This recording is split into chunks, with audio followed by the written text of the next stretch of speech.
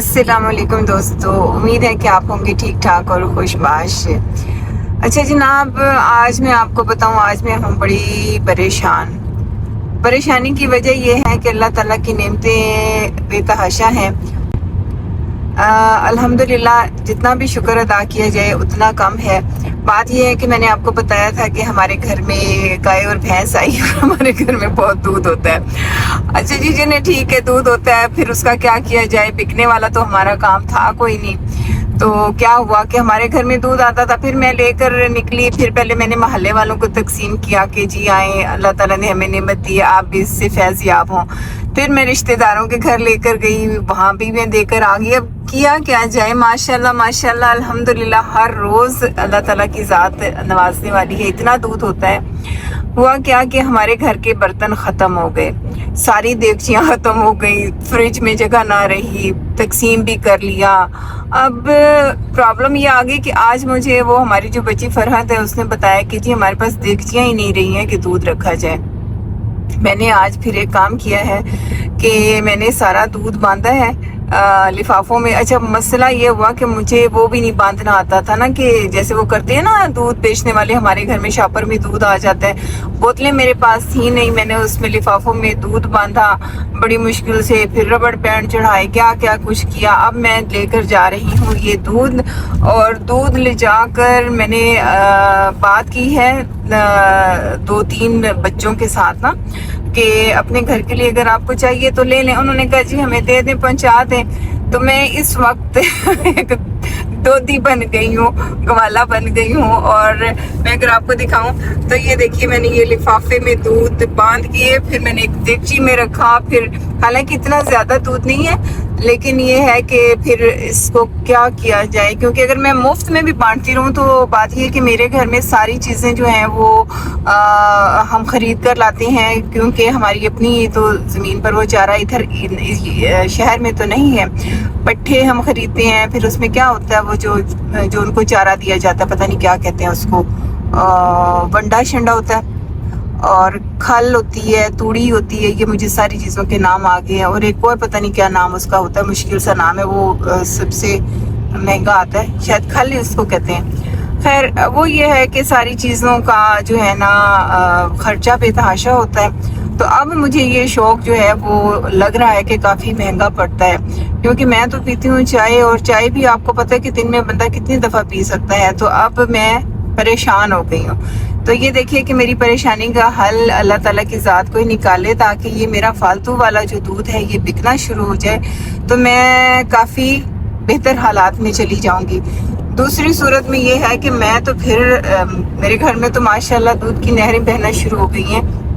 वो जो पुराने ज़माने में हम लोग सुना करते थे ना कि वो जो सहाबी आए, उन्होंने आकर नबी पाक सल्लल्लाहु अलैहि वसल्लम से कहा कि मेरे पास खाने को कुछ नहीं है। तो उन्होंने फरमाया कि सुभान अल्लाह व बिहम्दिही, सुभान अल्लाहिल अज़ीम व बिहम्दिही, अस्तगफिरुल्लाह, यहाँ तक हम पढ़ते हैं। तो पढ़ा करें। तो वो उसने पढ़ना शुरू किया, तो चंद दिन के बाद आए तो नबी पाक सल्लल्लाहु अलैहि वसल्लम ने पूछा कि बताओ क्या हालात हैं।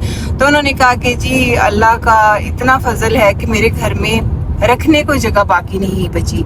तो बात यह है कि मुझे अब ये समझ आ गई है कि घर में रखने को जगह बाकी ना बचना किसको कहते हैं। अल्लाह ताला की नेमतें हैं, इनका जितना भी शुक्र अदा किया जाए उतना कम है, और दूसरों को उसका हिस्सेदार बनाया जाए तब भी नेमतें ज़्यादा होती हैं। देखें जी, ये वो बातें हैं जो मैंने आजमा ली हैं, क्योंकि मैं हमेशा अल्हम्दुलिल्लाह रब्बिल आलमीन के जो अल्लाह ताला मुझे चीज़ देता है ना, मैं अपने से ज़्यादा दूसरों का ख्याल करती हूँ। मैं हमेशा ये कहती हूँ दूसरे को ये चीज़ मिल जाए, दूसरे को ये ज़रूरत उसकी पूरी हो जाए।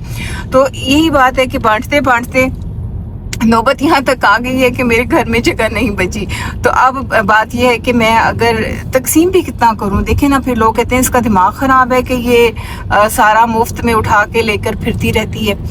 तो ऐसी बातें भी होती हैं, हम पाकिस्तान में रहते हैं। और इसके साथ ये भी है कि मैं अगर इसी तरह से करती रही तो मुझे फ़ायदा भी कुछ नहीं होगा, बल्कि मुझे ये है कि मुझे संभाला नहीं मुझसे जा रही ये चीज़ें। तो देखें जी, ये भी एक मुश्किल है, ज़िंदगी की एक ऐसी मुश्किल है कि जो बड़ी खूबसूरत है। और मैंने एक बात और नोटिस की है कि ईमानदार बंदा اور اچھی چیز بیچنے والا بندہ ہمیشہ مشکل کا شکار رہتا ہے. جیسے میں نے کہا کہ میں دودھ بیچوں گی اور 250 روپے کلو، کیونکہ میں خود اسی ریٹ پر دودھ خرید رہی تھی. تو پرابلم کیا ہوا کہ جو ہمارے آس پاس کے لوگ ہیں، ہمارے جہاں ہم رہتے ہیں، انہوں نے کہا جی ہم تو پتہ نہیں 200 روپے لیتے ہیں، یہ لیتے ہیں وہ لیتے ہیں. تو میں نے کہا کہ میں بھی اگر اسی طرح سے کروں کہ اس میں پانی مکس کروں اور دینا شروع کروں تو میں 200 کیا میں تو 150 روپے بھی دے سکتی ہوں، کیونکہ میرے تو گھر کا خالص دودھ ہے. لیکن میں نے اس خوف سے کہ خدا کے سامنے کھڑے ہونا ہے تو مجھے صرف اتنا، کیونکہ ہماری ساری چیزیں بازار سے آتی ہیں، ہم نے خریدنی ہوتی ہیں، تو ان کا ایسٹیمیٹ لگا کر اتنا ہی رکھا جتنا وہ میرے دودھ والا مجھے دے کر چلا جاتا تھا، اور وہ خالص بھی نہیں ہوتا تھا. لیکن مجھ سے کسی نے دودھ نہیں خریدا. اب میں نے یہ بات کی ہے جو ہمارے آس پاس جو ہیں کچھ ہمارے بچے ہی کہہ لیں، ان سے کہا کہ جب تک کوئی میرے پاس پراپر نہیں بنتی ہے جگہ کو خریدار نہیں آتا، آپ لوگ تو اس کو خریدیں نا. تو انہوں نے کہا ٹھیک ہے جی دے دیں.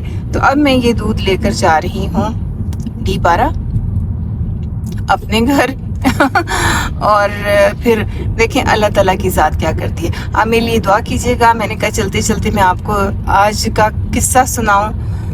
کیا کہتے ہیں، قصہ چہار درویش نہیں ہے، یہ قصہ ایک درویش ہے کہ جو ایماندار ہے لیکن پریشان ہے. اچھا جی، اجازت دیجیے، خدا حافظ.